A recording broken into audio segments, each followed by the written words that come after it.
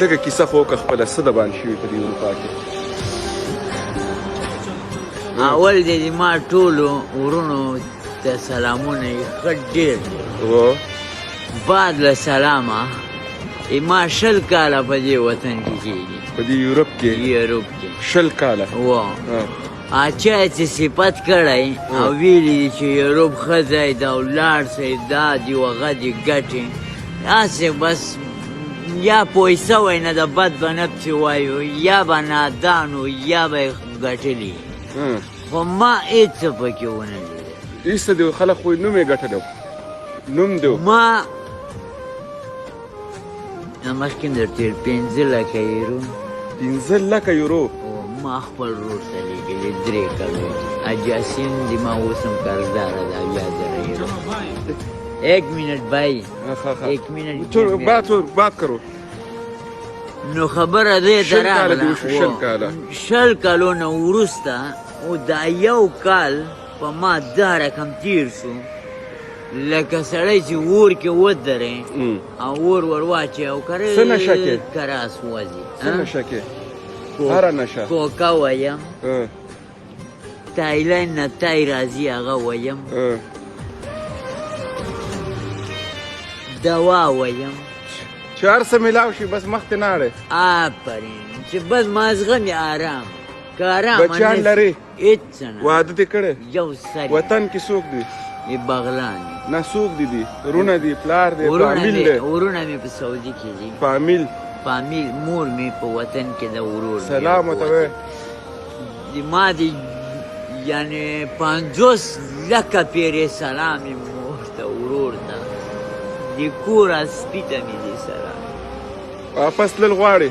نه دې ځای نه مې تللی داسې دا نشه یې شو ځواني مې لاړه مخکې مې دلته یې ور وویل شعر خو بیا هم درته یم وایي شو نه خوشحال وای نه دې خټک وای تور مسلی دې وای چې زلمی وای چې زلمی وای ځواني چې تېره شوه بیا نه راځي بیا نه راځي. نه اوس خو ځوان لا خو ځوان یم 40 کالو ته چې عمر ورسېد هغې ته ځوان 20 کاله د یورپ کې وخوړه 20 کاله مې یورپ کې څه دې جوړ کړه تېنه؟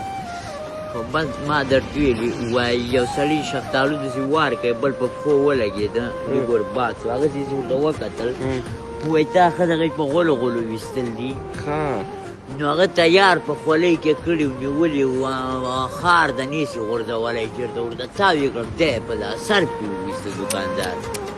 نو اوس په ما مغه کیسه سوې ده په غولو ویستل دي تر ورځو چې سهار راجګ سم تر ماښامه. ولې مخکې نه ځې اروپا ته چې اسناد واخلې افغانې؟ غوږ راته کېږده اسناد مې د دې ژم درته هم ګریکۍ پاسپورټ اخیستی سم انشنالټي کارت هر څه ما سره هر څه شته اسناد مسناد مشکل نشته. خو نه په دې ملک ما چې داسې ښه کړي دي خدای معلوم دي چې نه نوي نومونه دې په 2 نومو شکر الله خدای دواړو ته معلوم ده ما یو ورور په سترګه ورته کتلي دي. ولې ګورې نو تا سره څه وکړه؟ که کني یې کړي زه په حقه سپارم. مخکې ولې نه ځې؟ غرق به شي کوي ما خیرات شي ولګېد دا مې ورته ویل. نوم دې څه ده؟ نوم مې نظر ده. نظره د نظره مشي نظر احمد زی 20 کاله مې مسافرۍ کېږي آباد دي ګران 15 لکه یورو یې ګټلي لا د هغې نه هم ډېرې ګټلی شي. که وغواړم چې پیسې راټولې کړم په کال کې نه ده میلیاردر هم ده جوړوی شوق کې نه ده.